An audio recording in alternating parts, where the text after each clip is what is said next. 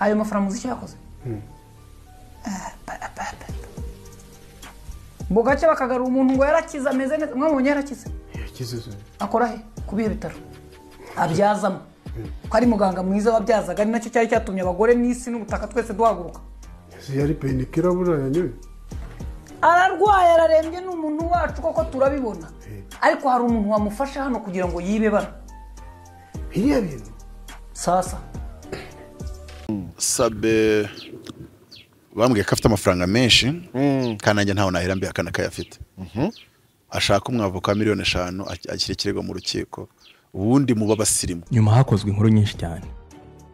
Uwazikoze bwa mbere yari Mutesi Scovia avuga yuko nyine habayemo amanyanga twatabarije umuntu beshya murabyibuka byinshi.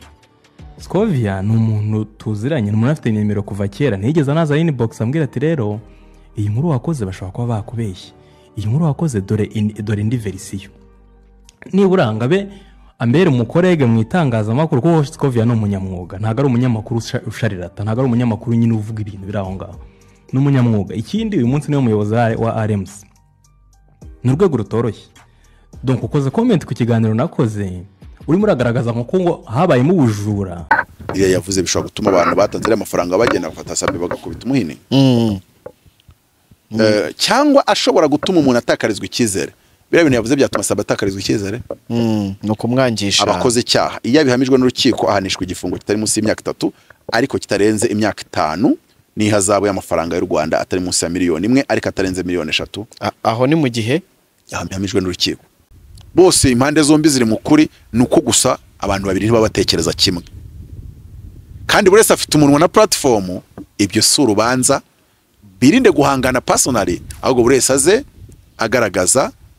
fagitire n'ibimenyetso na transaction n'ibindi byose. Genda samuratsinze icyo ngukundiye urumuntu mugabo ugendo rwiza kandi urugendo ruhire. Reka nizere ko abadukurikiye ibihe byabo bimeze neza cyane aho muri hose ibyo muri gukora byose baba dukurikiye kuri Inside Rwanda TV ndetse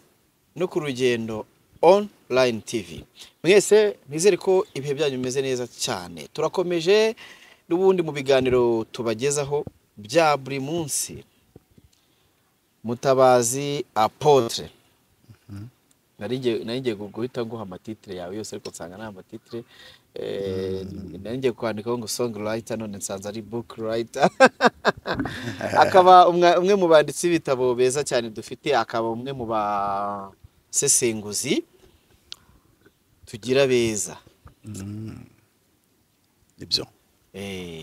okay yarumva ariko abantu bavuga muri comment bibuzwa n'abantu buryo kandi nibo dukorera ubyizera bishingiye oya ntago dukorera abantu se badukurikira dukorera abantu ariko tubanje kureba n'igikwiye yego dukorera Imana ahubwo kandi twayikorera mu bantu niyo mpamvu n'umuganga ushaka kumubwira ati ntererwa ingusha kanga kandi uri no kumwishyura ntabwo Mana buremo byo bene ati ibyo bintu ntago ari sawa. Ariko nubwo dukorera abantu muri rukomatanyo dukorera societe rero si umuntu ariko uriya muntu wandika commentary gihe waba ari umuntu umuntu ushobora kugira impamvu ze akagira ariko burya iyo bibaye abantu benshi iyo bibaye abantu bize iyo bibaye abantu basobanukiwe bafite intumbero nzima bakagira icyo bavuga utangira kuvuga uti nyamaze cya kintu naho ugiye kujya mu by'abantu ariko ibintu abantu baba baratubwiye ni byinshi cyane. Nandi kuri TV Radio 10 baha umuturage umwanya ngahamagare kandi no telefone 3 turi bwakira twari turi kwivugira ku bintu by'ubuhanga bya style of leadership ngo nk'uwo mugabo ngo wamuhamine dike nibwo byashoboka nk'ibyo bintu ativuga ikibazo cyawe naho ibyo abatanga minedike nabo bayiha urumva nyine abantu bivugira utuntu twabo hakaba nuza wenda avuga mu buryo buri negative akazuza kabiriza nyine akugira igitangaza. Nibutse one twabonyiri mu itangazamakuru ritari irya YouTube ntari naza muri YouTube hari igihe twigeze tujya muri press conference Rwanda National Police bari batashye laboratoire cyangwa se urumva hariya rero haba harimo abana bajene bari kwitaba amatelefone urabizi ko uhamagara polisi n'ikintu cyadutangaje bari kutubwira nyine rimwe na rimwe gukora kari akazi bisaba kuba ufite ikintu bita kwihangana na customer care ukavugisha umuntu neza niyo yaba ari kugutuka kuri telefone ari guhamagaye uramugarura noneho ugasanga umuntu hamagaye polisi abasabye indirimbo ya Chameleone bari kutwumvisha record bafite z'abantu bazi basabye indirimbo ya Chameleone z'abaturage ugasanga umuntu arahamagaye mbese avuze ibintu bitari related yego ya ako karagaciyeho turagarutse n'ubundi Mutabazi tugiye kuganira nk'umwe mu bantu wari kuvuga ngo dukorera abantu ariko njye abantu ni abantu nyine mu bantu bose abamo abantu bose umuntu umwe ku kiganiro kimwe yandikaho kuri Kigoryi undi ati bazagufunge undi ati bazakujyana indera undi muntu akandiko cyase akaguhamagara ati nabonye cya kiganiro roheretse kumbwira rwose wo mudemobo masoza ngo zinkiyo bagwa akarere kamwe kakayobora bose urabumva hari igihe wenda benshi baza bakavuga nuko abantu babihisha ntibabivuge hari igihe benshi baza bavuga ari negative ko ibintu ko nta nyungu mbigiramo wabireka ko mfite byinshi nakora ariko waza nk'uvuga ngo wagwa akarere nubwo batenda kukaguha n'uvuga Minedike n'undi uvuga ibindi n'undi uvuga ati iyaba abana banjye bajyaga muganira ati bakazavamo abahanga sha noneho byose wabyumva bati nyamaze hari ikintu bino bintu bifasha reka nirengagiza abo bidafasha buriya nabo bafite abandi buriya umuntu nafasha abafashwa na Jackie kandi kankubwira umuntu Jackie afasha Mutabazi nshatse kumufasha ntago byakona cyaba bikomeye Jackie agira imyuka afite forme afite neza urabona atarenze urumva nyine uriya yafashije afite abantu buri wese agira buriya umuntu wese uvuga ibintu akareba yego aba ari abantu bamukunda cyane yari wigeze kumbwira ambwira nabo akanga iyo nshaka iby'ubuhanga numva wowe na Joseph ku muryango iyo nshaka guseka numva ntuzana ntuza iyo nshaka kwisekera nyine nshaka kwisekera numva Korode agenda batonde ku kuntu bigenda nsanga bose kuri warabakenera kuri we bose arabemera we yaragikemuye yashaka kumva amazimwe ajya iyo ashaka kumva abamena umuceri urumva ko rero abantu bakoze bitagize ibyaha n'ibidakomeretsa cyangwa se bidasenya abagenzi babo buriya abantu bose bakenewe yego baba bakenewe cyane uyu munsi impamvu ngutumiye uri umwe mu bantu bakoresha imbuga nkoranyambaga navuga mu buryo bwiza kuko nturabihanirwa cyangwa se tubone buri mu moko atarayawe bitewe n'ikiganiro kuri ubu wenda hari abantu bagirirwa ubwo buntu ariko ngewe ibanga ryanjye ntabwo ari rindi ribu bagira inshuti cyangwa n'abandi bakora akazi nk'aka ribu kuko inzego zo ni nyinshi ribu se wabagira inshuti gute ku inshuti cyaha gute umva icyo nkubwira ubushuti mugirana ukajya wijijisha rimwe na rimwe mugasangira agakofi noneho iyo hari utuntu uri kwangiza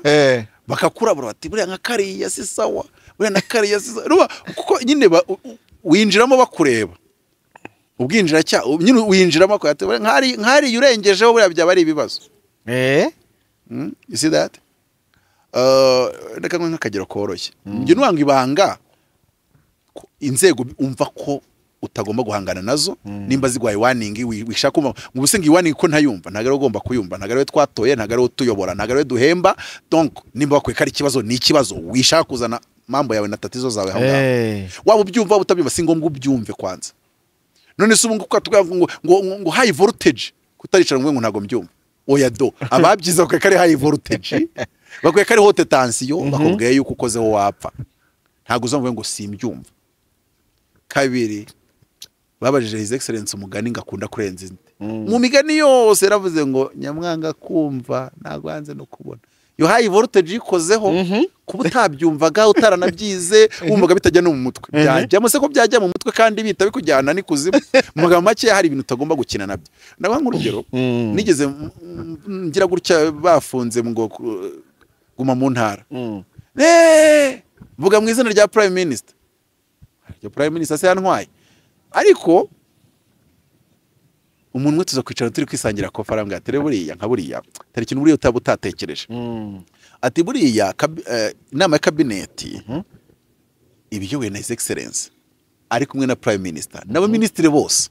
mbese guverinoma yose ati rero iyo ufashe umwanzuro wavugiye mu nama ya kabineti ukawuvugururiza mu ruhame aturumva urwego uba bishyizeho ati bitandukanye nuko wenda ministeri ya minisante yavuga ikintu kuko ati sinemeranya nacyo ko ni ministeri imwe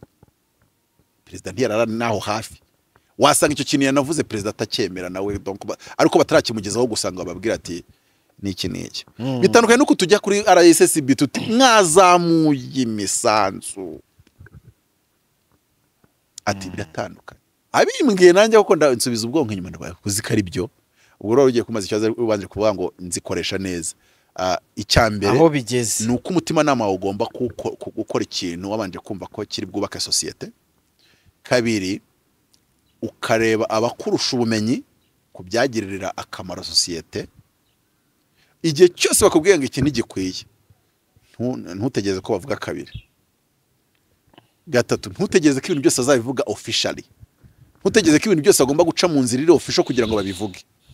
aho biri na ngombwa bakubwira kimwe n'ikintu ukakitekerereza muri uwo murongo n'ubuyobozi dufite bigenda neza kuko nta muntu n'umwe hano bijya biteza ibibazo batabanje kumuganiriza yaba mu buryo buryo official yaba mu buryo ndetse nta n'umuntu bitangira kuri official nta muntu ntekeza ko bigeze bafata ngo bavuge izina rye ngo kanaka wenda batarigeza muhamagara ngo nibanze bamwereka ati ikiganiro wakoze cyabangamiye kanaka yatubwiye gutya na gutya kame muri cyagiye muri kuganira ntimumarana amasegonda 3 hari n'utundi bagenda basa n'abakuganirizaho twatuniro buri uramutse udufasha ukaduzingatiye buriya twazatuma uba muri ibi biganiro gusa nanone bamwe ntekeza ko bakurwa na views kuko abantu benshi cyangwa se views zibomoka zikatumbagira akenshi abahakoremo ikisa n'amarorerwa iyo tari amakuru adasanzwe bashyize hanze kandi nayo ari authentic atafite n'icyo atwaye akenshi wabomoye nk'umuntu kandi ntibyemewe bigize icyaha ntibyemewe bigize icyaha kandi ikindi we don't follow rules we follow orders we follow choices don't follow rules we follow choices niko tuvuga niyo ngenga matwara yacu bivuze ngo amabwiriza yarasohotse ko abantu bafite urusako rwinshi ku mbuga nkoranyambaga bo muri showbiz n'abareba bo muri football babona ko bahise bakangara kabiri urwo rusako rwinshi rukaba rushingiye ku guhangana kw'abantu cyangwa guhanganisha abantu amabwiriza asohoka avuga ko bagomba gufungwa kugira ngo babicogoze ikibazo nenzi ko bazafungwa mbere abakabiri bakagira gute bakakira ariko arareba akavuga ati ndabona muri dashboard nta kirimo reka ndeko nabonamo amadolari 30 mwaka byaramo none uri ibyo bintu uri kuvuga dore ahantu byabereye bibi yego byageze kuba twakwitanga aba influencer banini cyangwa se bamwe mu bayobozi b'abanyamakuru ngira ngo abantu umuntu wese udukurikiye ibyo ndi no kugira mpite nkubazaho turebe ukuntu uribuze ko bisobanura wenda ku ruhande rwawe nk'umuntu wanariza cyangwa se ureba kure Scovia ngira ngo minsi ishize yaheruka gutorwa nk'umuyobozi wa RMC ni urwego rw'abanyamakuru bigenzura ubwo rero ngira ngo ubwo yarasimbuye Cleophas Barore wabaye umuyobozi wa RBA ngira ngo ibyo ni ibintu buri muntu wese yagiye gukurikira itangazamakuru nyuma yuko yagezeho rero ariko ntibikuyeho ko n'ubundi ari CEO wa Mama Rwa Gasabo ndetse na indi YouTube bita Scovia Mutesi yego anyuzaho ibiganiro bye bya buri munsi yicaye ati muruzi neza ko inkuru mwabonye bwashize ku Isimbi TV Munyengabe Murungi Sabe ari gutabariza Dr Kanimba wari ufite uburwayi tibira bintu rwose byajemwe amakosa yo kwiba abanyarwanda cyangwa se abaturage ngo nyuma yaho nawe Sabe nawe yakoze ikiganiro aravuga ati ibyo bintu byose uvuze nta facte nyirubwitara hari mbese n'ibintu ubona byakuru uyu mwuka mubi bitewe kuva ari nabanini byo biracuruza byakuru uyu mwuka mubi izina rya Scovia ni rinini Sabe izina rye ni rinini Sabe bambwiye ko afite amafaranga menshi kandi nanjye ntawe nahera mbi akana kayafite ashaka umwavoka miliyoni 5 akiri kirego mu rukiko ubundi muba basirimu kijyanye n'ibiki nta nubwo kurega umuntu ari ko muba mufite ibyo mupfa no just nicyo buriya nuko abanyarwanda muri cyari societe ifite imatirite aho umubyeyi afite abana 10 afite mama etage nk'icumi akagenda ntarage yakoze nyine ibintu bya test nuza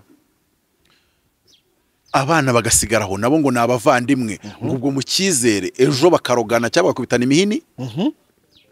ntago ari ngombwa muhite mujya mu rukiko kandi ntacyo mwapfuye kuko urukiko rwa leta bibemera amategeko akwemerera iki amategeko akwemerera iki that's all ntago ari ko mugiye gushwanirayo n'urukiko si ugushwana nukugira ngo ahubwo wenda ushaka ko ufite igitekerezo cyuko byagenda nanye mfite ikindi ariko amategeko yo aradufasha kugira ngo turebe icyo buri wese amategeko amwemerera mu bintu Scovia yavuze n'iki kigize icyaha iyo umuntu akwese umujura utari umujura ugomba kujya kubaza judge k'ibyo bintu yavuze ukagaragaza kuko kamemo ntago Sabe yavuze ko yabyishimiye ikintu cyose n'umuntu agukoreye utishimiye kandi hari uburyo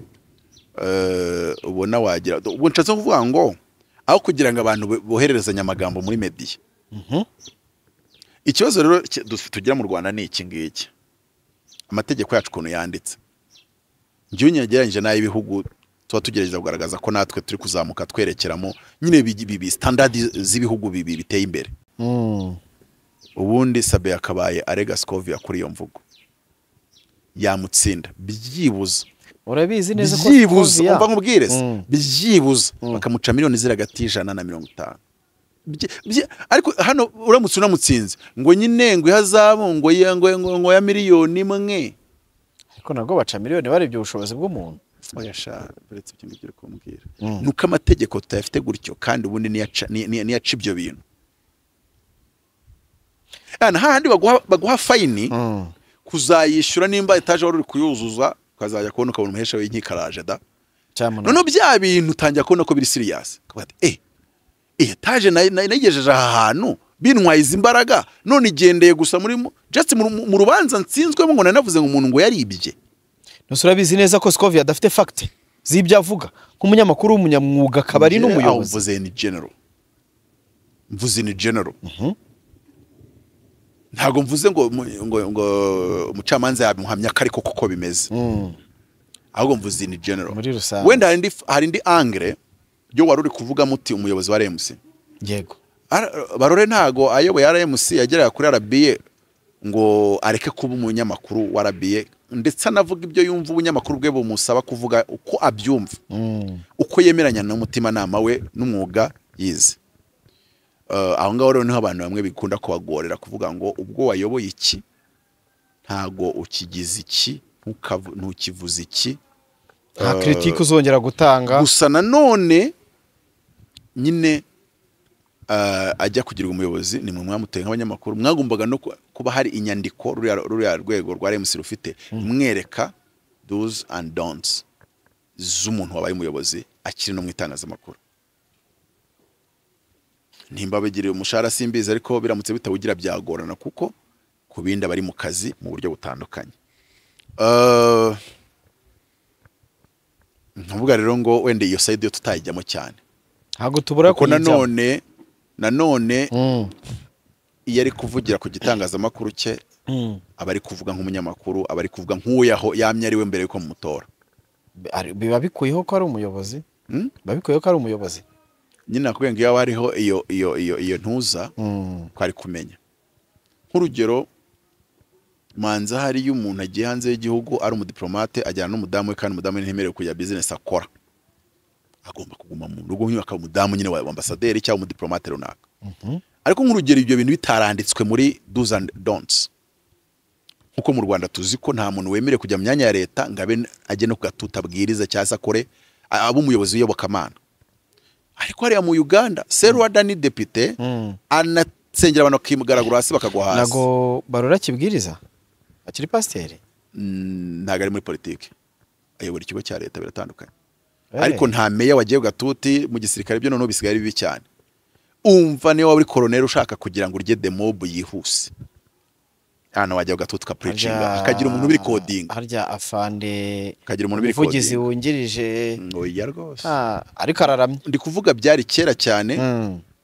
cyane ku buryo n'uyu munsi ntawe uramubona. No kureba no kuri channel yatajyaho ngo agire gutya gitari, ashobora kujya akayicuranga abana be bakaririmba. Yego. Urumva ko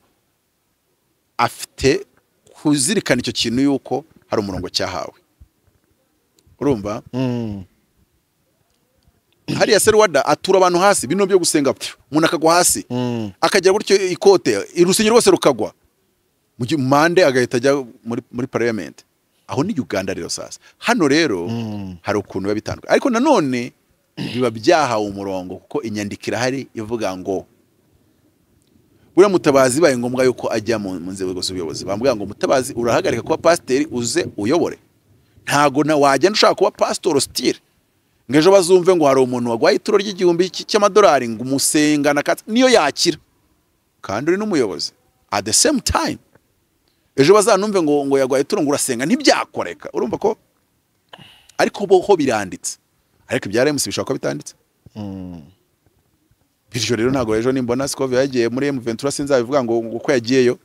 nimba manuel yanjye booklet igomba kugenga ibyo yakora n'ibyo atakora idahari cyangwa se tadefinisa kameme, ndumva waba umugoye ushatse wangu kucyo gihe asigara gukoresha inyurabwenge rye ry'ibyo abona bikwiye n'ibidakwiye. Nire ko Sabe yaba afite nire ko Sabe yaba afite ko Scovia mukrititseho ko nyine ashaka harya krititse biki mu yakrititse avuga ko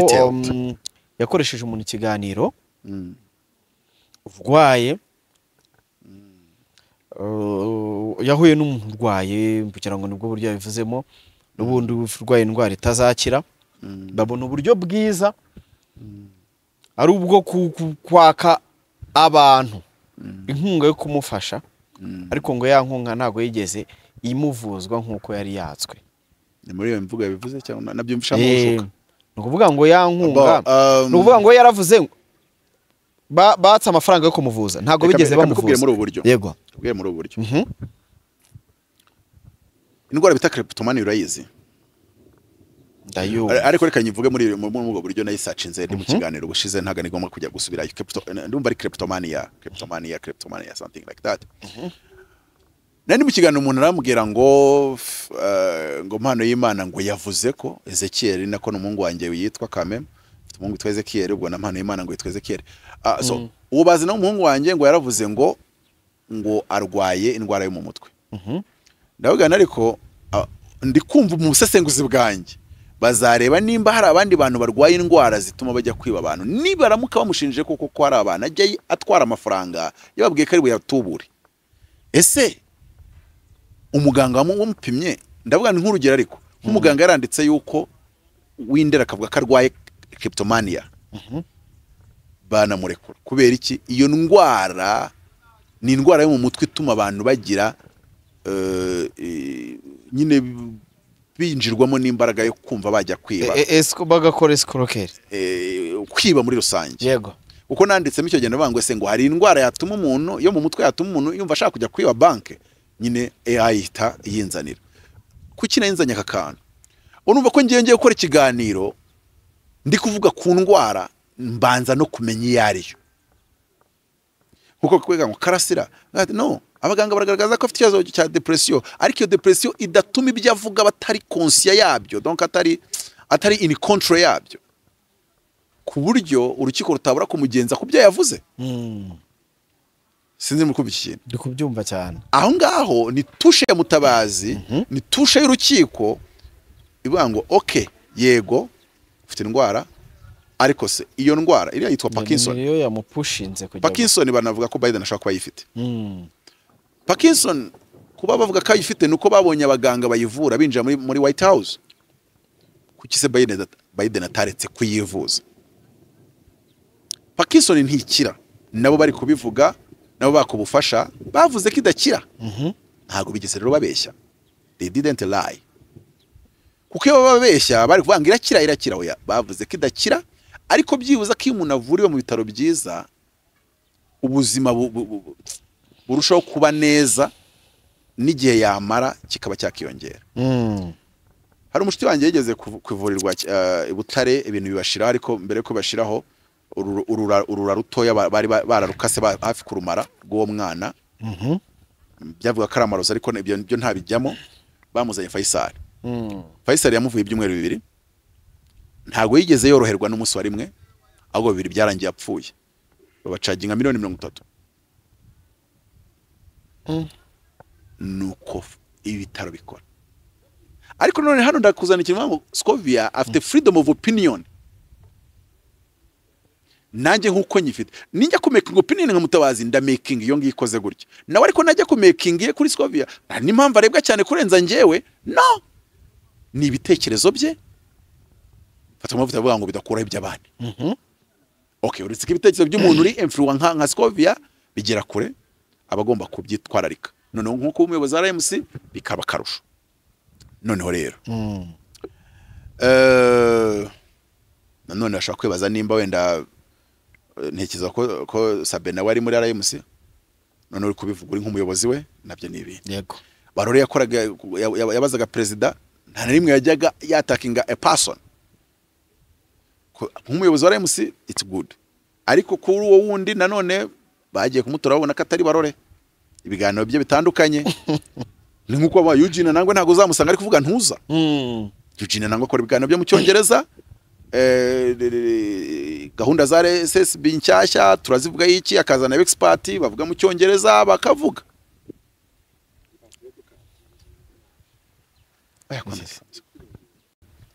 Urumva? So ahangaha harimo parametre nyinshi. Nuvuga ngo muri opinion ya Scovia. Kandi ubwo nimba mwana mukunze ni izo opinion mwakunze zikoze gutyo. We yumva yuko bari guteranya amafaranga y'umuntu kuko bazi kazakira. Ariko ikintu cya mbere, principe ya mbere kujya mu bitaro. Ntago wagenda ngo babwiye ngo ndabaha amafaranga ariko ngo nintakira sinzishyura. Ukira udakira urishyura. Ukira upfa urishyura. bavuga ko ashaka kuba n'undi amafaranga ahawe yarakoze ibyo yakoze ariko akaba akirwaye. Icyo ndi kuvuga ni iki ngiki. No, n'abayatanze bari babizi ko Parkinson idakira, ahubwo n'ukugenda bakakuvura bakameriora condition. Nugusanasana iminsi ikicuma. Iminsi ikicuma. N'abayatanze bari babizi ko ari kuyanga iminsi yicume, just that. Ndeka mbyete nka gutya. Ni nkuko wakwerereza miliyoni umuntu uri muri 4 kase hashika bajyaga bavuga ngo abantu basida bari muri phase terminal niho babari. Ntago yamwohereza kuko uzikara mukiza. Nta rukingo nta muti wari waboneka. Wowe uvuga ngo byibuza abona gasosa. Byibuza kame muna ubizi. Kandi buriya iyo tutangiye kuvuga ngo umuntu yabeshye ni igihe wahisha umuntu ikintu. Niyo mpamvu nk'urugero ngiye mbaje ku muntu, reka n'ubu mbivuge Sabenisha yanjye. Iyo mbaje ku muntu njyewe dufitanye ubushuti ndabanza nkabivuga ko tubufitanye. Kugira ngo nibyo mvuga nuza kumva harimo n'akantu k'ubushuti nyine ntago nabikubeshye sinanaguhimbiye. Ariko uzi nk'umuntu ushobora kuza agiye kuvuga ku nshuti yakaba ngo uyu muntu ngo ntago muzi ngo ariko aya nyuma nitumenya ko muri inshuti wavuze ko utamuzi turafata ko hari impamvu washatse kutumanipira muri ubwo buryo. So rero iyo baba baje bakavuga ko ari indwara iri bukire, wenda twari kwifata ukundi. Numvisha avuga ngo impamvu ngo ari nko kwiba ngo nuko ngatagarutse ngaje kuvura. Yego, ntabwo yingiye kugaruka mu bitaro nk'umuntu wari usanga ufasha ababyeyi cyane mu gihe cyo kubyara. Yaravugaga ngo arihe. So icyo ndi kugeze kwereka ni kivuga ngo just biracyari muri angle ya freedom of opinion. Opinion zacu ntizasa. Opinion zacu mu gufasha ntizisa. Hari n'abadafasha ato. Hari n'ubu ati mfasha abapfakazi, undi ati mfasha imfubyi, undi ati mfasha abantu basohoye mu nzu. Buri wese nuwango hari ibintu tuba tugomba bitewe na level ya opinion zawe cyangwa se n'imitekerereze yawe, ugomba kumva ngo abantu ntibabitekerezaho kimwe. Buri cy'umuntu yahisemo bira ni nk'idini. Icyo umuntu yahisemo mu by'idini bemezega bya nabonye Eric yankoreye amabara ngo twize ku myigishirize y'ubuyobe. Wicaranye na mufti kandi abakristo twese tuvuga ko mufti yayobye, noneho muricaranye already byakabaye utanavuga ku buyobe, ahubwo wenda muvuga ku buryo uvuga ngo ibyigishirizwa mu madini ntimubyinjiremo, muganire ku buryo ahubwo wenda amadini yabana yakorana na leta, hari ibintu biba biri general bitinjiye in the beliefs and the conviction and everything. So hari ibintu nyine uba ugomba kurekera buri muntu wese agahitamo ibye. Yego. Nimba Scovia yavuze kuri bigaragara ko mu bafashije atarimo yanabamo. Hari n'abandi banyarwanda yako yabivuganaga gahinda nkaho yarakeneye. Hari n'abandi banyarwanda batabamo. Nubona umuntu wese uvuga nabi cya 10 abatajya gitanga. Ariko kukivuga yarakaye kugira ngo abapasiteri niwe bagikuye mu fuka baranagitwara. Nuko biba bikoze mu isi burya. Ahanga rero nkavuga ngo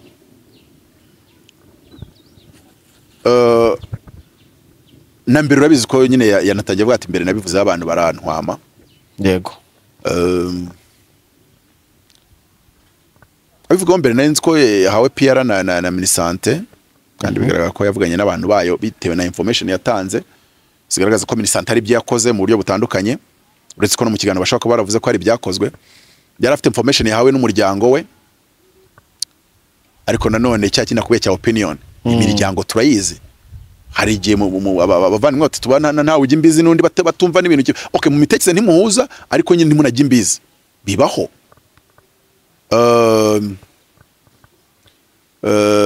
ku buryo hariya tureba igitekerezo cya nyir'ubwite gatozi nyir'ubwite iyo nyir'ubwite yumva ko akwiye gukora ikiganiro nese abantu batanga ubuhamya benshi ntago imiryango yabo bahamagara ikabagurukana yego bumvaga bakaba baceceka nyamaze abantu batanze bwa buhamya rya kwati bwaminduriye ubuzima cyane bwafashije benshi nanjye ndumva byarampaye kuruka muri nge iyo bitagize ibyaha ngo bibonemo ikibazo cyangwa bidasenya societe ariko haraba mu muryango bavuga toya woya nese nizwa n'abagore bajya kurega abagabo babo bakubisa niko zuba kadoka kari umuntu wo mu muryango utabishaka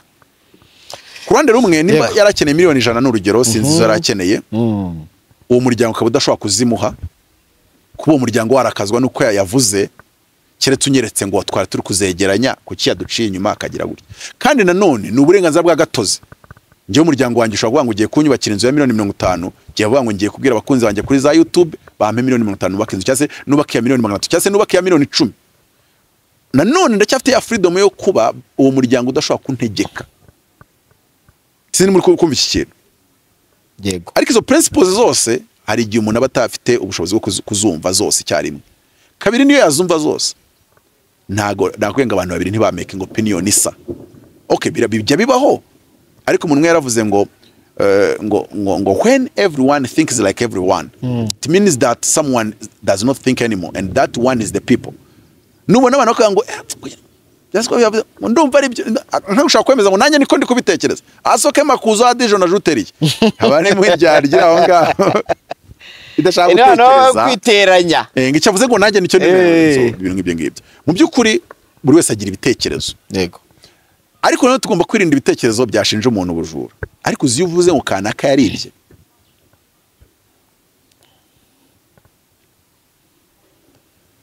ni imyaka 3 y'igifungo ni hazabu ya miliyoni ukwirakwije amakuru y'ibihuha nk'urugero dusanze koko ayo mafaranga yaratanzwe akajya no kwivuza yaba yarakiza atarakiza wenda vuga abantu bagize judgment biko yatanga ari amafaranga bari kwataka kubindi ako wivuga ngo barayibye kwiba ni ikindi kintu kwiba ni ikindi kintu wenda uko aho bayatanze wumva atarahakenewe ariko ni opinion yawe kumva gutyo ariko ntago urakira ngo bibye abantu ni statement ukuntu bavuga ingingo ya 39 y'itegeko ryerekeye gukumira no guhana ibyaha bikoreshejwe ikoranabuhanga ivuga ko umuntu wese ubizi wifashishije mudasobwa cyangwa urusobe rwa mudasobwa agatangaza amakuru y'ibihuha ashobora guteza ubwoba imvururu cyangwa ihotera muri rubanda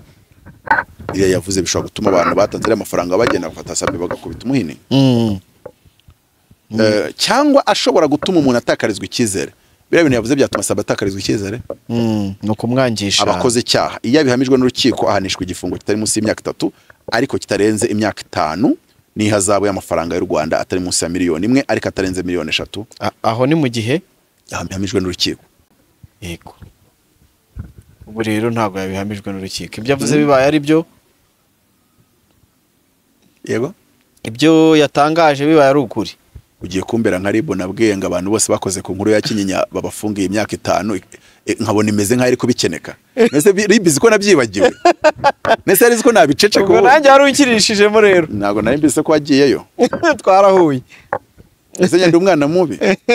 bigezeho bagomba kubakanda bakizaho ka pense nabugane ku budi ibi bintu aba bahungu mwaretse kubafunga reka tubibyaze amafaranga nabonye na Charles Onana yahamwe n'icyaha cyo gupfobya genocide shababo bamufunga imisi 120 ariko ngo buri munsi awishyurira amayero 70 amategeko azayandike mu Rwanda Jean Paul uvuga kuri Miss Jory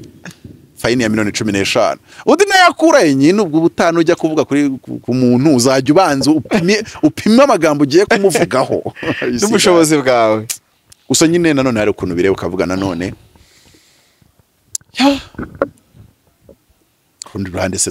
turabikora gute brand nini gusa iyo umuntu agiye kuvuga kundi muntu gusa nge kurundi ruhande it's an opinion kuko ariko ishobora gukorerwamo amakosa kuko nanone Scovia nimba avuze ngo umuntu yibye abantu nyeka ari umuvugizi wa uvuge ndiko bivanga ibintu byinshi cyane ndiko nshaka kujya kuvana akantu kamwe it's an opinion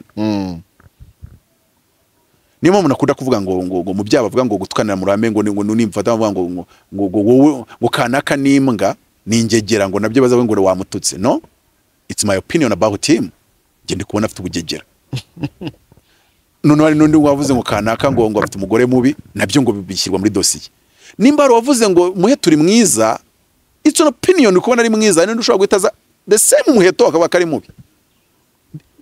byose ni kuri plan ya opinion sibyo umuntu rero nimba avuze ko mwibye abantu icyakozwe cyarakorewe mu ruhame cyararebwaga nanone bishaka kuba classing muri sense ya opinion nuko iyo tugeze aho hantu dusanga ikigo turimo ingingo bita freedom of opinion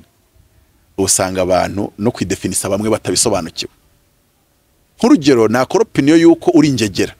mukanyu kaza bango naryamanye n'utwana tutujuje imyaka already you need defamation utangaje ibihuha bishobora kunyangisha abantu cyangwa se gutuma ntakarizwa icyizere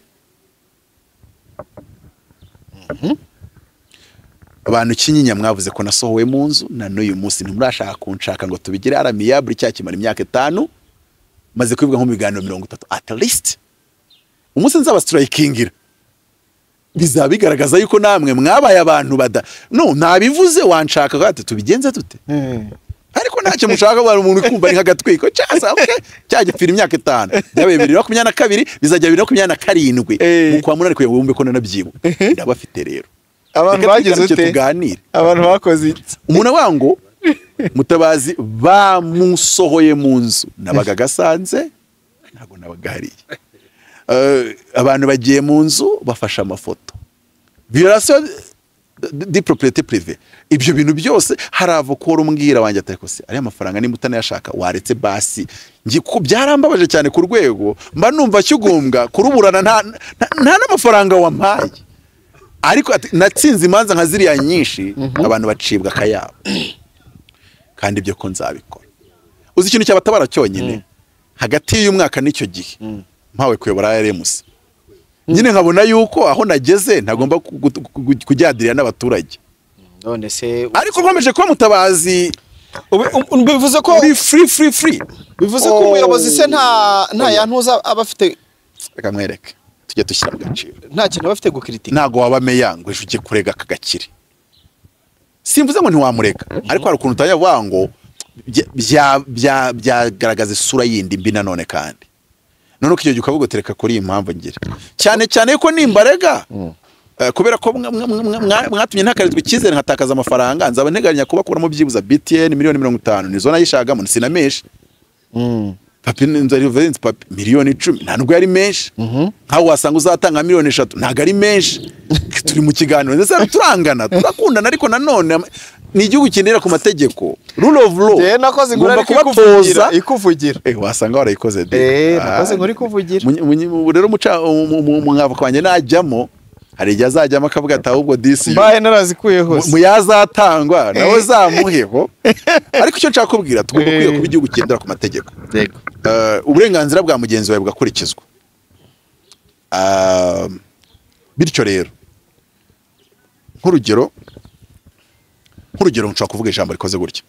sinakwiye ko uvuze ngo Mutabazi yishe abantu benshi baruta bakazungu gusa nshobora kujya kukurega ariko nk'urugero uvuze ngo yishe abantu benshi baruta bakazungu kuri iryo jambo nigeze ndivuga ku muntu umwe w'umudamu hano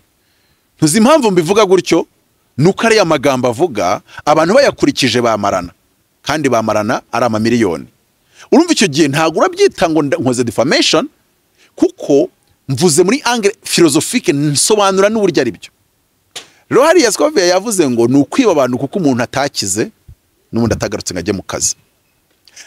none nkahita mbishyira kuri angle cyase kuri dimension ya opinion opinion burya aho bibera nyine opinion ntabwo ushobora kuba ko opinion y'umuntu ari igihuha kuko opinion nyine ni igitekerezo making ni uko ushobora kuba ugiye kubana n'umuntu akaza hano kuri media akavuga ngo mbona batazashobokana ntabwo ajya kubimurege kandi yavuze ko abona mutazashobokana kandi ari cyo gitekerezo cye just that nkuko nagiye kubwiriza abantu bakubona nta mavuta mfite mfashe mikoro mbakoze isoni ariko ntabwo ari kuvuga ngo bakoze icyaha ko bavuze ko ngo turabona nta mavuta ufite niko babibona ndetse abantu nibirwa baza hano ku mbuga akavuga ngo tubona kana kadakijwe tubona pasiteri kana kadakijwe tubona ntuzajye kuzimu tubona kana kafite izindi mbaraga nuvuga ngo opinion aba opinion ntabwo ushobora kuyibuza umuntu ariko nanone hari icyo amategeko bavuga ku zindi side so rero nkavuga ngo cyokoza aramutse avuze yuko ategeze ajya kuvuzwa na gato kandi yaragiye kuvuzwa aho ntabwo yabikira opinion byabihindutse gukwirakwiza ibihuha koresha mudasobwa hagati y'imyaka 3 n'5 hazaba hagati ya miliyoni 1 na miliyoni 3 n'imbare 5 kuri twabisoma kuba umuyobozi wa RMC arimo aterana amagambo ndimo gushaka mvuze aho ngaho akavuga ngo nje nshobora kuvuga ngo n'urugero ngo ibi bintu kanaka ari gukora nje mu mboni yanjye mbona ari ubujura icyo gihe bari opinion ni nka biriya nyine bajya gukora kuri Trump akavuga ngo you are Hitler you are a fascist you are what it's an opinion none akaba n'abantu batemeranya n'iyo opinion nabemeranya nayo ntago wajya kubiregera kwa wenda kiretse umuntu aje akavuga ngo Trump mbona yarisha abantu barutabo Hitler yishe kuko ntabo yishe ariko yavuze ngo ibi bintu uri gukora sinzi nimba abantu bari kumva point ndi gushaka making nwango harimo sense idafite ikitwaye kukara opinion ku ruhande rumwe aramutse yavuze yuko Dr. Kanimba atigeze ajya kuvuzwa ko bayafashe bakashyira mu mifuka yabo bakirira abagiye kumuvuza bakaba bafite fagitire bakaba bafite za gihamya nyinshi uretse ko nanone arakantu nshaka kuvuga kuri ibi abantu baka amafaranga ngo abantu bafashwe bagiye bukaka kantu iyo uwo muntu ari gufashwa mugira ama video mufata ariko yarabikoze MP mukadiviza harya ntibyakozwe oya donc ngira ngo abantu bajya bakurikira public yakoze ikintu icyarimwe biba bigiza nanone ko musana bamurikira public ariko icyakozwe ariko ibyo bintu sabajya bikora before na after before na after ni ibintu bibiri bitandukanye nge ndi kuvuga nk'urugero Scovia yaje katuga ko nta bitaro bigeze bajyaho kunyine bayafashe bakajya Kisoro izi niki none ushobora kugaragaza wenda ari muri rehabilitation kuri ibyo bitaro ahantu kagaragaza post sign y'ibyo bitaro hano umva ukuntu ikigano cyo gikoze hano turi i Belgique ku bitaro byitwa gutya na gutya ari wari kuvurirwa ntuza hano rero twenda tugiye kubaza umuganga wamukurikiranye wabibonye ute gutya na gutya akavuga ati gose mu patient buri iriya ndwara ni gutya na gutya gusa turagerageza ibi nibi cyase hanige mutabona uwo umuganga da ariko ukaba ati hano turi kuri bitaro dore bamaze kumuvura ntibyemerewe ko wenda twamufotora mu bitaro cyase dore ifoto twamufashe mu cyumba yari arimo ukamubona nyine ari kuri cya gitondo kame mu muntu ku bitaro baramufotora n'umuntu maze kubyara ntitujya tubona amafoto yese agifite na kateteri hano noneho ibyo nabyo ariko ushobora kubifalsifiye hari umuntu nzi uherutse kubikora no bakibikora muri izi mbuga bamuha n'amafaranga ariko reka mbe muretse sinshaka gutangaza ibi hano cyangwa se ngo ntangaze ukuri ariko kuko nta bimenyetso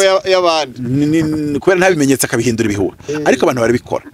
Noneho icyo gihe keretse abantu baje guprovinga ngo burya cyagiye bagaragaje amafoto yo mu bitaro ari trike ni photoshop ntago ariyo, ariko urumva ibyo nabyo wa wundi wahawe inkunga aba yagerageje kugira gute guprocuringa evidence zitandukanye. Mu by'ukuri hari ahantu ngiye ikintu nshaka kumenya bari gushaka kwemeza yuko Kanimba nta bitaro yigeze yinjiramo, naho kuba rezilita zasohotse ari uko atakize ngo ajye kuvura abarwayi. Si impamya yuko bigeze banavuga ubwo bajya gutanga ubufasha ko navurwa zakira akajya kuvura abarwayi. Ndi kumva kiriya kiganiro nacyumvisha bavuze ko byibuza byoroshya uburibwe indwara y'idakira. Ariko nanone uwametse kinzo opinion yayikoze gutyo. Kabiri byari ibintu ntajya nkunda ko abantu banzanamo. Nimba umuntu mumukurikira muri benshi viewership yanyenyereka yuko mumwemera. Kandi ikintu abasangiza sometimes ari breaking news ariko hari n'igihe abasangiza nko kuri ya channel ye ku giti cye ni opinion ze ku bintu bitandukanye biri hanze. None ntago mwakabaye ngiye muzo kumbwira ibintu bitandukanye kuko it's a democracy, is the power of the majority. Ku kigero cya majority nge munyereka yuko ibitekerezo bye mu bibaryohera. Ku rundi ruhande haramutse harimo ko hari ibihuha yakwirakweje, that's advocacy. Hari ibihuha yakwirakweje. Icyo nakweretse cya bibihuha nuko yaba yavuze ko nta bitaro mwigeze mujyamo kuko nabyo abantu barabikora amafaranga leta yakotera umufuka ibitaro ntabigemo rwose. Kuba bya ntanagaruke ngabwira abantu ngo bya bitaro nitwabigiyemo n'impamvu tutabigiyemo niyi ngo wenda hanagenwe uburyo amafaranga yakusanyijwe yahabwa wenda abandi bantu wenda bafite ibindi bibazo by'uburwayi. Burya abatanze nibo bashobora gutanga na opinion y'icyo ari bukoreshwa. Kubira critique yavuzwe n'umuyobozi wa LMC ivuga ku munyamakuru. Nyine none nakubwiye ngo biragoye. Umunsi Sabaza bayicaye mu nama cyaya mutumiye mu nama. Bizagorana gute? Saba afite ubasha bwo guhangana n'umuyobozi we. Nyine icyo ndikubwira iyo uri umuyobozi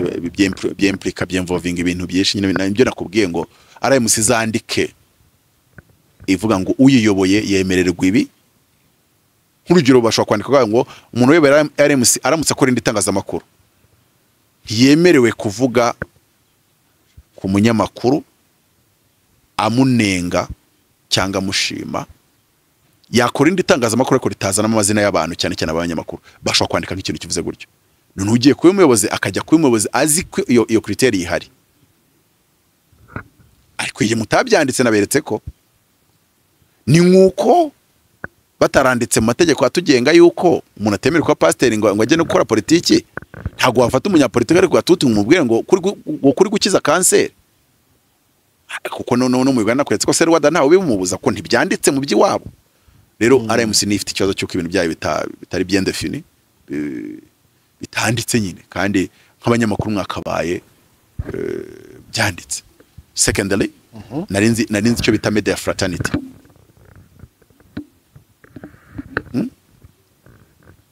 Buriya hariya ndifite ikibazo nimba amasomo ku mpande zombi ya Dr. Christopher yarakurikiwe. Uzi impamvu? Ku mpamvu zande nande? Uzi impamvu? Ku mpande zombi kwande nande? Nzi ko hari ikintu bita media fraternity mu Rwanda. Uretse na media fraternity ni principe ethique. Hari harimo ikibazo cya ethique. Ethique y'ubunyamakuru ivuga ko nta munyamakuru wataka undi. Sabe yakoraga mu gihe adafite ikarita, si umunyamakuru no mu blogeri bikoze bite? None rero byakozwe nyine n'umuyobozi wa RMC. Yaravuze kandi yanavuze ko bamaze n'igihe kinini bari inshuti baziranye. Senada issue. Bo. Icyo mvuga ni kimwe. Harimo ibintu byinshi. Imihangana. Harimo ibintu byinshi ku ruhande rumwe nanone uri ko bivuga abona wenda harasohotse amamiliyoni menshi yumvaga atakabaye yarasohotse ariko nimba nk'urugero baragiye kwa muganga. Cyajya bamwereka afutari bavuga katurutse akubutse ko yavuriwe he nyine. Cyangwa bavuze ko yitaweho bari gushimira abantu bamufashije durasigaye. Ntago bavuze izina ry'ibitaro ryamuvuye. Ntago babitangaje je pense sinibuka. Ibitaro barabishaka kuba bihari. kameme babitangaje nk'aho akubutse ahantu ntabwo babitangaje nk'umuntu wari uri mu rugo ubyutse ku gitanda kaza hari intuzo ubwo hari so icyo nicyo ngerageza kureba kuvuga ngo ku bwanjye ariko nk'umuntu w'umuyobozi wa RMC etike ya media yaho umunyamakuru atapfa gukora ikintu icyo ari cyose ku munyamakuru mugenzi we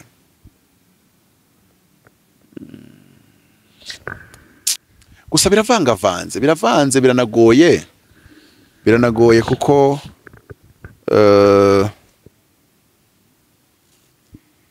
reka mbibare muri angle ya opinion mvuge ngo nuwo babivuze afite platform azagaragaza ati dutegeshaya yitabwaho gutya imiti gurwaye birakomeza na gutya dore improvement yabaye uretse ko harya muri before na after ntago bagaragaje improvement yariyo byose numva biri dore ibyo atabashaga gukora ubasigaye abikora hamwe ndi kuhajya nkumva bitari bikwiye ariko nanone nakibuka yuko umuntu yemerewe nanone ku making opinion wasanga n'ikigano ndi gukora umuntu umva bidakwiye ni nkuko abantu ba making opinion ko aposto atakabaye ava mu kuvuga Bibiliya ngana avuge kuri ibi bintu biri hagati yabo ku mihanda ibyo byose rero mbiteranyije nge bintera kuvuga ama hypothèse atandukanye si nkore conclusion ahubwo bigafasha abandi bakabigira the beginning yo gutekereza noneho biruseho ariko hari ikintu kimwe tuzi kitemewe cyangwa se kirimo gituma abantu benshi bahagurukirwa nta hangana muri media ndi kubona hanga hari imihangana cyangwa harimo kunenga oya burya iyo uhagurutse ukavuga ku muntu wo muri media nawe afite platform ashobora guhaguruka nawe akakuvugaho nako biri kugenda libre rero ishobora kubirebera muri angle yarebeyemo ibyabari harya bari banta bari bande bari abo mu mikino basamu karenzi bo mu mikino amafaranga yatanzwe abantu bayatanze umuntu akagenda akavuzwa ariko akavuzwa ari ukoroherwa atari bukire kandi bari banavuze ubundi dejiriya ndwara bizwi kidakira umuntu wese atanze amafaranga atagogora inzira ya ndwara se yabarinde Parkinson ntikira ariko iravurwa sinzi iki kintu niba uri kucyumva ntikira ariko iravurwa na Biden bavuga ko ayirwaye nubwo atarabyemera ariko aravurwa kandi ntabwo bivuga ngo iyo bamuvuye ngo none se nko bamuvuye wenda tuvuge ko Biden wenda atanze 100,000 bakamuvura kuri Parkinson none se ko yagiye muri Angola agasinzirira mu ntebe twari tuzi ko byibuze azagaruka asigaye avuga nka Trump nyine ubona afite gushabuka no gute ntabwo ariko ibintu bikora ibintu by'ubuvuzi ntabwo ariko bikora atoro yego mutabarika tugane ku musozo amagara aryana kusha ibyo nimubwira nibiki kushobora gutanga miliyoni 10 ubizi neza yuko batagiye kuvura ko yati cyokoze byibuze urajya ubona ibitotsi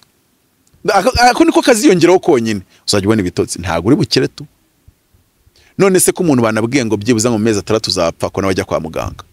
byibuze muri yane atarapfa dufite wa muhungu bita Dizo mu DJ bari barahaye igihe azapfa yes aracyariho urumva byibuze mu gihe atarapfa hari igihe ibyo bamukoreye biratuma uburibwe bugabanyuka hari igihe we none se kankubaze n'ikindi n'urugero ubu ntago abantu twatarangiza amafaranga umuntu wagiye stroke sirakira ariko umwe iyo bamuvuye neza yaragize stroke arongera agatwara imodoka akajya no mu kazi undi ugasanga agenda akabo kagize undi inkonda zirakomeza zikamanuka kabiri nk'urugero ariko gukora ikiganiro se nabonaga inkonda zimanuka bashyira akantu gutya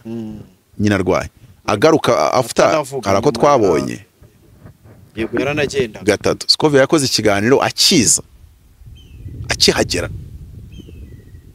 kane none se akihagera n'urugero byari byakemutse ariko akaba amaze wenda umwaka hageze sina nago ndabara amezi ashiyemo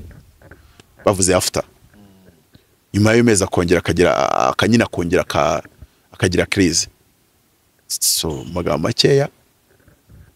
no opinion ariko ndi kugerageza kuzanaliza nyine nkumva nago ndi kuzikurura fresh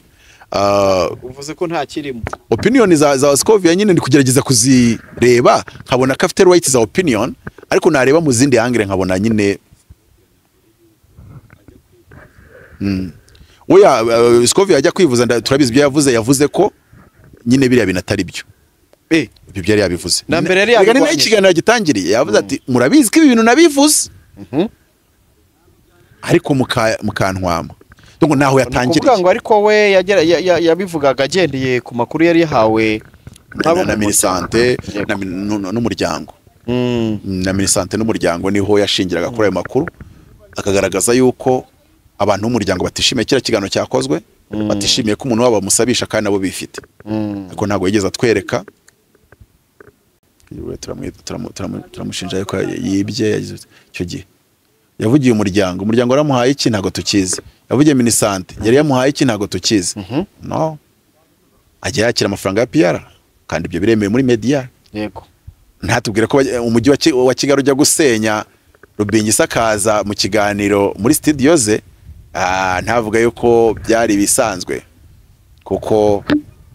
uburyo yari akavarinze wenda kubyabanye n'ibindi n'uburyo akavarinze by'umujyi biratandukanye okay PR iremewe ariko kuvuga ngo umuryango ntiwashakaga ibi Gatozi uri kubabara mu buribwe mu mubiri we yashaka yuko ajya kugerageza ubuvuzi bwo hanze umuryango uti natwe twari kubikora ariko ntabwo mugeze mutwe muyangiye ibintu njya nkunda tubwira uti abantu bari gukusanya amafaranga ariko umuryango nawo dore ufite miliyoni 60 uri gushakira izindi 40 nimba arizo zikenewe ijana ese umuryango wateranyije miliyoni 50 nizo ziri bukoreshwa abo bantu bari kuvuga ngo barakusanya amafaranga nibashaka ikindi bayakoresha ku bandi bantu bababaye twe nk'umuryango wa kanaka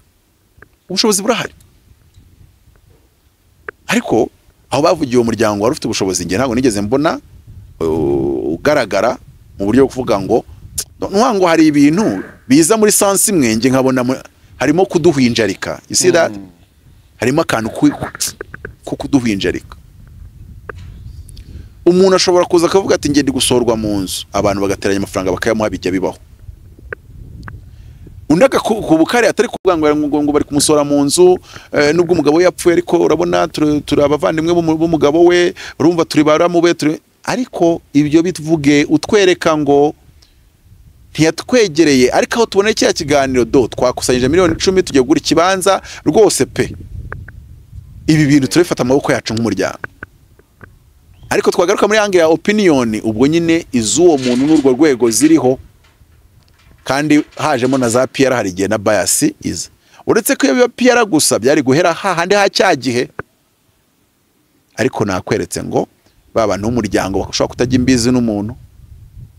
kandi bibaho uwo bitarabaho wenda niwe wavuga akagira ngo umuryango bisobanuye abantu nyine bafite umwe butarangirayo rimwe na rimwe rero tujye tuba bahanga n'abanyabwenge bo kuvuga ngo kuri iki ngiki harakora opinion ya nyir'ubwite wikinjiramo nk'urugero ibintu birimo uburibwe ni gutura making opinion uribwa atari wowe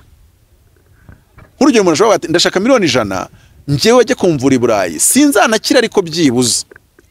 bari bampa amezi 3 yo gupfa hari igihe nakiyongeraho umwaka ariko ntabwo uraza ngo uvuge ngo ngo miliyoni 100 ngo ari ibwiyongeraho umwaka wonyine mwana ngo utari bunasubire kuri hospital gukorayo urumva kuko nyir'ubwite ni uri kuribwa murekere decision ni nkuko udashobora gufatira umuntu decision ya euthanasie donc bira bintu Scovia ari gukora ni nko gufatira umuntu decision ya euthanasie icyari cyo kuvuga ngo bagutera urw'ingusho muri South Africa byaremejwe hari ibihugu biba byemewe ariko ntago undi muntu utari wowe yaza ngo gusabire euthanasie utari muri koma uvuga kuburibwe buri kuri wowe ntago buri kuri we rero none ikindi ngo none se ngo ugafata miliyoni 100 ngo utari bunakire ariko bishobora kuba biri bumungabarinyiriza uburibwe kabiri na conscience ni nagaruka ntakize ariko at least conscience yangira nyemeza ko nakoze ibishoboka byose so rero ndi na ready kuba nagira gute nanatanga ayo mafaranga menshi kugira ngo ninanakira umutima wanjye uzaba utuje mvuga ngo nakoze byose nabariye batanze amafaranga ndi kumva ikiganiro ku buryo bari bagikoze baranasobanuye abantu hari igihe atanakira ariko byibuze azabagerageje byose nawe uri kuyatanga nk'umuntu wamukunze cya yavuye uzavuga ngo nanjye namenye ko afite uburibwe namenye ko afite uburwayi natanze icyo nari nshoboye nubwo icyo cyakoze n'ingaruka zacyo bitabaye none se nk'urugero iyo wa mwana akubwiye avuye Butare iyo aza yajya kujya muri Faisal akajya kwa Sabe bakegeranya amafaranga miliyoni zingahe 30 bakamuvura ntiyigera noroherwa ahubwo bikarangira apfuye bakishyura za miliyoni 30 bafashe miliyoni 30 za fundraising urabizi baba umuriro watse Kigali yose no ku igihugu cyose kiba cyamenye ko fundraising iri kumuvinga 30 kuzibona muri abanyarwanda wa aha yewe sinyibavugaho sinyivuga nikananshura bambitwara reka basanga isanduku izanshyingura rimwe muzayatwe kusanya rero ngubagenza kake ariko murabizi ko umuntu yabakuremo abakuramo ari uko yapfuye intumbi muyibona irimo n'amapamba mutayibona neza biba bigoranye ariko noneho izi miliyoni 30 zitanzwe sindi kubona uyu Scovia yakora ikiganiro avuga ati siko mbona umuntu yapfuye ati ntibamutweretse yakize ntibamutweretse yorohewe ko yapfuye ayo mafaranga aribwe nese gake gihe wakemeza ko yibwe umuntu akoze fundraising ya miliyoni 30 agiye pesa baravuye arapfuye afite factor ga ese kuko umuntu tuzi itangaza bakora iyo uvuze ikintu kuri Bishop Rugagi ko nta butakagira uba ari ibintu wacekinze rimwe na rimwe wanavuga uti dore message nawe n'umuntu wo mu butaka yagiyemo ashyiramo izina rya church ni rya mushumba nta butaka bubanditseho cyangwa bubanditseho burahanaha bukoreshwa mu buryo bw'imiturire arahatuye iyo ugiye kuvuga rero ikintu kuvanga abantu baribye at least ubu ufite ibintu kandi iyo bifite urabivuga ubwo nicyo nshaka kuvuga iyo ufite ibihamya urabivuga nje muri analyse zanjye na opinion zanjye ndi kugerageza kureba impande zose gerageza kureba uruhande rwa Scovia nk'umuyobozi wa RMC ko ruvugira bishoboka cyangwa se kugoragoza impande zose zishoboka zamuha uburenganzira bwo gukora icyo yakoze uko yagikoze nkagaruka no kuri Sabe nshuti wanjye nkagerageza no kureba nawe ibyo yabashe gukora n'uburyo yabikoze ariko ngewe reka nsoze nkora opinion yanjye ahubwo bose ubwo mvuze yuko bose bose nyine bari mu kuri bose impande zombi ziri mu kuri nuko gusa abantu babiri ntibabatekereza kimwe kandi buri wese afite umunwa na platform ibyo si urubanza birinde guhangana personally ahubwo buri wese aze agaragaza fagitire n'ibimenyetso na transaction n'ibindi byose ngibyo n'amafoto n'amavideo ariko nge opinion yanjye niyi ndabizi ko ari umuntu washatse amafaranga miliyoni 50 ariyo yatubwiye ko ashaka habonetse 5 nibyo bihuha mfite ndeka mbyita ibihuha buri gihe ikintu wamaze kukita ibihuha nta n'umuntu wavuga ko watangaje ibihuha kandi ari we wakitiye rumors les ondes nimba yaba yaravujwe 150 simbizi ariko reka twibaze iki ngiki conscience y'abanyarwanda nakifuje ko bageza kuri uru rwego cyase ngewe ari ngewe niko nabikora nashakaga miliyoni 50 akabonekesha na 50 nabibabwira cyo ni kimwe cya kabiri mvujwe na miliyoni 50 mwazanyije na 50 nababwira ikizini giye kuzikoza urugero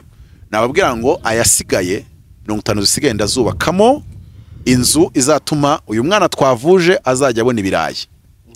izindi 50 zizari 150 zavuje 50 zubatse inzu izindi 50 tugiye kureba abandi bantu bafite ikibazo nk'icyo uyu mwana ariko batabonye ubwo bufasha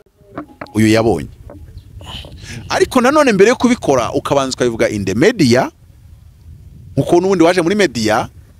none ukabanza ukanumva imhumeko ya media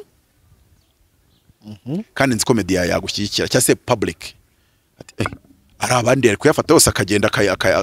akayameramo neza ndetse nk'urugero utekereza yuko nje nkababwira ngo mumfashe mvuze umwana muka miliyoni 100 agahita apfa iryo joro nta gushyingura kwa miliyoni 100 kubaho mutekereza ko mbabwiye ngo nkeneye gushyingura umuntu muka miliyoni 100 kandi atagura isanduku okay kameme ariko nge conscience yanjye uretse ko abantu benshi barambwira ngo ibyo bintu sibyo ngo abanyarwanda ugomba kuryuma ugaceceka ariko ngewe ubunyakuri bwanjye nge nizera mu kuza ukavuga kagati rero bigenze uko ariko nubundi mu mpaye miliyoni 100 ngo nshyingure nyuma yo gushyingura hari ubundi buzima ayazafasha abana ayazafasha muri ubu buryo nge numva nimba dushaka ko ibi bintu byo gufasha bikomeza nituba abanyakuri nimba nta kantu duhishe y'inyuma. GoFundMe irakubwira ngo 5% tuzayasigarana. GoFundMe y'umuntu isasu ryafashe ryaciye ku gutwi kwa Trump yajeho nimba ari miliyoni nimba ari 5 nimba ari 3 nimba ari 7 z'amadolari sindi kwibuka. Tuvuge ko koze GoFundMe kazana miliyoni 10 z'amadolari bibaho.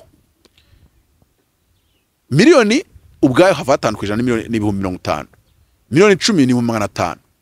GoFundMe irayasigaranira yakata.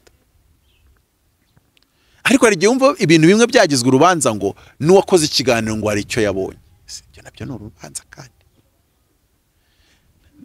None muri wa muco wacu yuko ibintu byose duceceka, ese ni duceceka.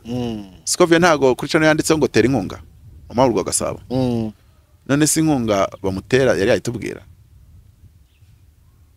Uwo muco wo guceceka turawugira rero. Ariko biranaga ari ukwiba no gusa. Ndakubwiye nyine yuko umuco wo guceceka ndi kuvuga hano ku muco wo guceceka. Nanjye abantu iyo mvuze barambwira ngo wakabaye wacecetse. Do mu Rwanda ibonye amafaranga uraceceka. Ikeneye ubufasha uravuga. Ariko amafaranga yaje uraceceka. Yarenga kenewe ugaceceka. Yarenga cyane ugaceceka. Ariko ngiye nkavuga ngo manza hariko mu Rwanda bingoye. Nje kubwanjye navuga. Hagani yararenze, ayarenze nzayakoresha gutya. Kandi ikindi icyo nzayakoresha nkumva ko ari ikintu kiri reasonable nkuko ujya no kubaka ubufasha nuko wumvaga ibyo bintu bibabwira biraba biri reasonable kuba bayaguha. Sibyo se? Yego. Kandi nakubwiye ngo muri miliyoni 150 uri buvuze 50. Ufashe 50 kazubakamo inyubako izafasha uyu mwana gukura neza no kwiga neza. Izindi 50 kuvuga ngo tugiye kubaza minisante iduha abarwayi nka 3 babuze uburyo bakoresha operation zikenewe. Ukazagaruka bagira bati mujye bakiri gutekereza ngo harya ngo 50 yashyize kunzu bakabona uze kubereka abantu 3. Uyu muntu yari yabuze gukoresha operation imeze gutya. Reba nyuma ya operation ukuntu ameze. Reba n'uyu nguyu za 50 naha twazishyize. Ya publicity kubabarira. Cyase wari utangiye kuzana amakano k'ingingimira agahita gashira.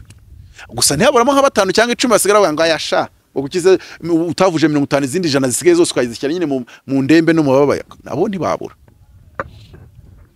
Ni nkuko ari umuntu wigeze kuma amafaranga ngo yashyira umuntu nimba ari ikigeme sinzi angati fata ya mafaranga uzakuremo 150 uyakoresha nka fuel aya yandi asigaye uzayabampere cyangwa nubona bakeneye make ukabona abandi barwayi nka 2 3 wowe uzakoresha judgment yawe ku giti cyawe urebe nimba wayamuha wenyine cyase wamufatashanya n'abandi barwayi nka 2 3 badafite support. Uwo muntu wabikoza kantuma ndamushimiye kandi nshimiye yuko yari reasonable bihagije.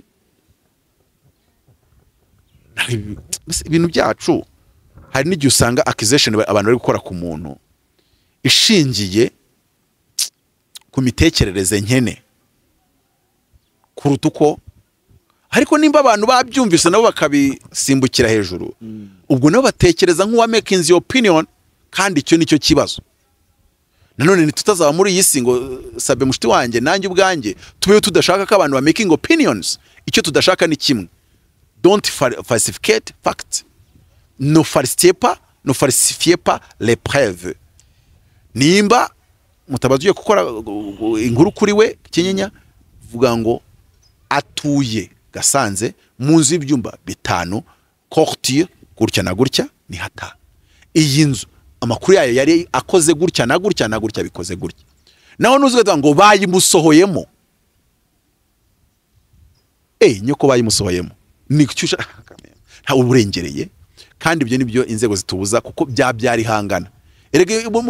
buri inzego zananshimira ko nshaka kuzabajyana mu nkiko kuko ntabikoze nabihimuraho vengeance. Nanye nkajya mfata mikoro nkavuga ndakubitira mu gihori hori. Kandi aho biri ngombwa ndajya nzanamo inkuru zidafite gihamya nazo zigende nzikubitaho n'iki ariko ni urabona abanyarwanda ntago bamenyera ibintu byo gukoresha freedom of opinion no kubaha mugenzi wawe niyo mutemeranya ntago bamenyereye bamaze igihe kirekire batavuga YouTube bije barabomoka none babomoka harimo n'amafaranga gatatariko nimba umuntu akoze ikintu kitari cyo Big Energy yanyigisha akantu kamwe cyase twisha akantu kamwe ani follow njyewe iyo umuntu ibintu akora ntabyemera simukurikira simwumva sibyo rero nimba umuntu umwumva kandi nyine ari gukora amarorerwa mu bitekerezo bye okay nawe wakoze amahitamo kuko ibintu bya YouTube umuntu asa n'umuntu wongoshyoshywa cyangwa se asa nuba recommended na views ibintu ari gukora akabona birebwa no muri comment mukaza mushimagiza ejo azabikora so kimwe n'iki ngiki rero abumva uwakoresheje fundraising atakabaye ayikora bidakwiye ntimukamukurikire so mukurikire izindi channel abumva wakoze iki gitekerezo kiba ko yibye yarengereye unfollow don't watch him ever nawe nabona bigenze uko bizamuha ubutumwa ikindi gihe wenda azabikosora cyangwa se azavuga ati ntago nakabaye nakoze ibi noneho mugaruke muvuge muti yewe ubwo uzirikanye yuko ibi bintu bitari bikwiye reka noneho dukomezanye nawe so mu magambo make yani uko mbibona impande zombi impande zose mu buryo bushoboka no butandukanye ariko nanone mujye mwiga kwitabira inkiko nkoka byaramo kubera ko nizo umucamanza wajyamo akarebeshamo n'itoroshi akarebeshamo n'abatangabuhamya n'ibimenyetso n'ibindi bitandukanye akaba yavuga ati nyamaze bya bintu burya nkuko sabashwa no kurega urukiko rukazanzura yuko bya bintu nta kibazo kirimo yego nguko byari bitekerezo bye kandi yari yemerewe kuba yatanga ibitekerezo bye nkuko abitekereza cyasa byumva ndumva ibyo mvuga nuko mwese muri mukuri cyokoze ufite ingingimira azajye mu rukiko nibiramuka byemejwe n'umucamanza hari ukuntu itegeko ribigena okay reka dushimire cyane wakoze cyane Mutabazi Imana iguha umugisha ibyo ni ibitekerezo bye nawe ufite ibyawe uraza kubishyira muri comment